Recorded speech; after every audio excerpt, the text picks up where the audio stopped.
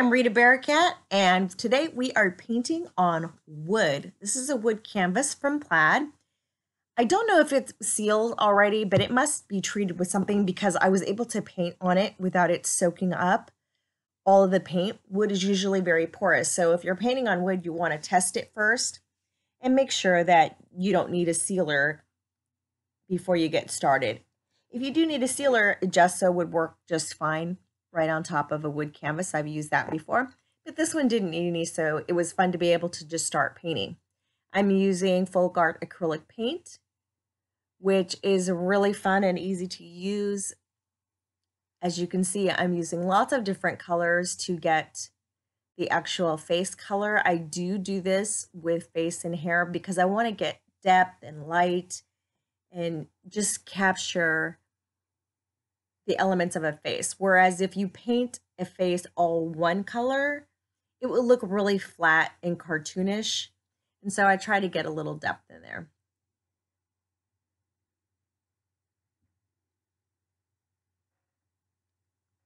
And while you're painting, a lot of times you'll see that it looks really weird sometimes in the process. And I would just encourage you to keep going. You know, it may look weird, it may look wonky, but that's okay. You know, you just keep working at it until you like what you see, and don't worry about the process because the process is the process.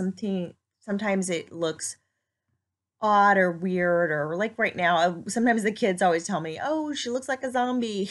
But that's okay. You just keep working at it until you like what you see. What's really nice about acrylic paint is it dries really quickly. So if you do make a mistake or you want to change up a color, you can easily paint over it or mix it up and add color to it. You can also lighten it up if you got some color on there and then you change your mind and you don't like it.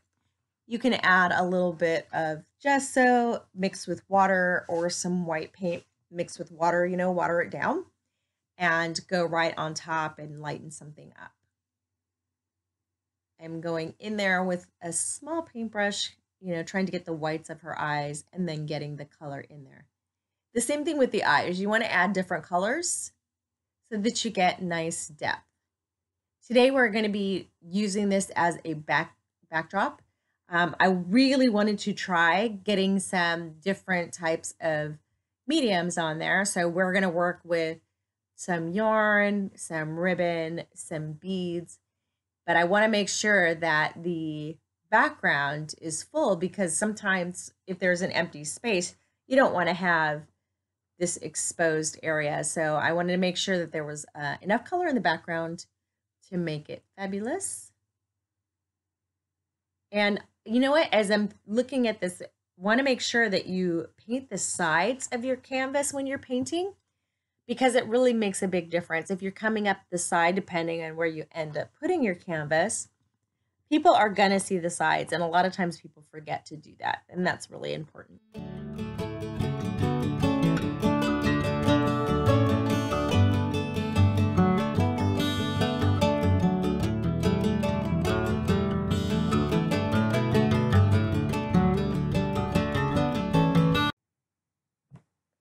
Today we're going to be using Mod Podge Ultra because I want to have all these other really fun elements onto the canvas.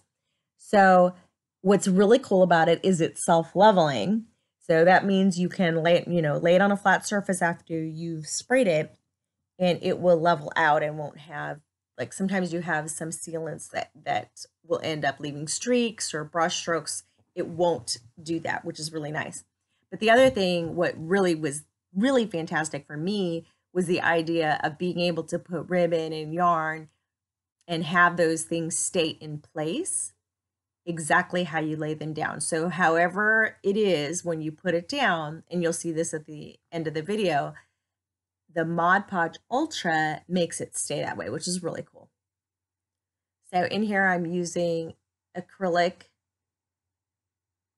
even in her eyes. And a lot of times when I'm doing these canvases, especially with really small areas, sometimes I'll use a marker or a watercolor pencil just because it has a really fine point and I can get in really small areas. But in using the Mod Podge Ultra, I found that, you know, of course, you're spraying something on top of watercolor or a water-based product, and it's going to move. Where acrylic, once you have it down, it's going to stay put, so it's permanent. So make sure that when you're using Mod Podge, if you're making something that's going to have detail on it, like a face, you want to make sure that you're using your acrylic paint in there or something permanent. Now on the top of the wood, I wanted to see the actual grain of the wood. It's pretty light, so it needed a little bit of a stain, and I didn't have a stain handy. So I just went ahead and used the Folk Art paint. I watered it down a little bit, and I'm using a baby wipe to just kind of wipe it onto the canvas and just give it a little bit of color in the background so that you can see the grain. And in the video, you could see it right there. It looks really nice compared to the rest of it. So on here, I did spray the whole entire thing right there with the Mod Podge Ultra. Oh my goodness, that's like a tongue twister. You can put that on there first so that you can get your things into place. But I'm also using a paintbrush and dipping it into the Mod Podge so that I can make sure that it's staying into place and it's nice and wet. Now, once I started doing this, I started going, and I really think that the easiest way to do it is how I ended up doing a little bit later, is cutting all those pieces first. So this was my first trial with this product and using the fabrics and the yarn and everything and trying to do this into place.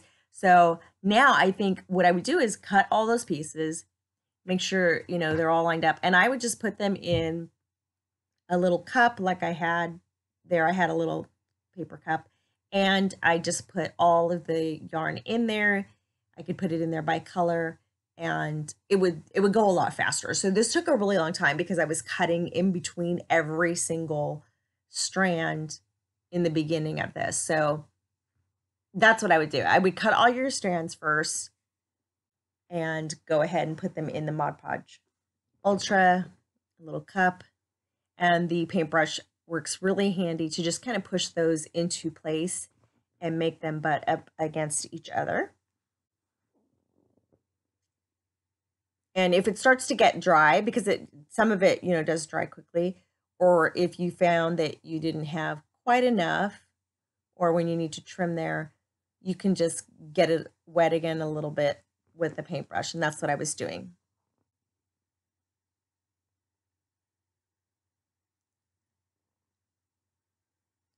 This yarn right there is from Lion brand, and I love it because it has, you can see that it has that little it has a little gold strand running through the yarn. So it's just another little extra pop in there, giving our canvas some texture.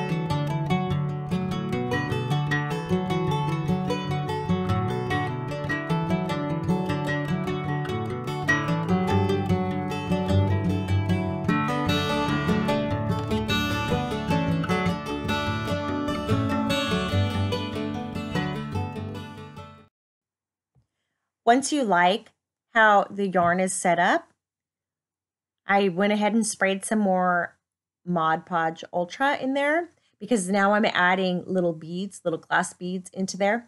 And for this part, I did use the gloss because I wanted it to stay super shiny against the matte yarn, which looked really, really cool. And I promise you, if you try this, it looks amazing in person. It looks so much better. I couldn't even get a picture that would give it justice of how cool this technique looks. So I'm just pouring from a little cup. I'm just trying to pour it in there and fill it in. And I put that layer of Mod Podge Ultra on the bottom. And then once it was done, I sprayed it again on the top to make sure that that was all those beads were going to stay in place, that they weren't going to fall out or anything. Here you can see I use this seam ribbon and I am just literally placing it into, I tucked it in the beginning, in the top of the hair, and you can see the way that it's all crinkled like that and sticking up, that is how it dried, and it looks very, very cool because of the Mod Podge Ultra. I hope that you will try this technique. This is really awesome and really fun, and a fun way to add texture to your projects. And when you use the Mod Podge Ultra, make sure for like the little flowers that I added there, spray it on the bottom and then spray it on the top. And those pieces are not going to move. They're going to stay exactly how you place them once you spray them and let it dry completely. So again, I'm Rita Barakat. I hope you enjoyed this video. I would love it if you would share this because this is such an awesome technique. So much fun to do this. And please subscribe to my channel. All right, guys. Thanks for watching.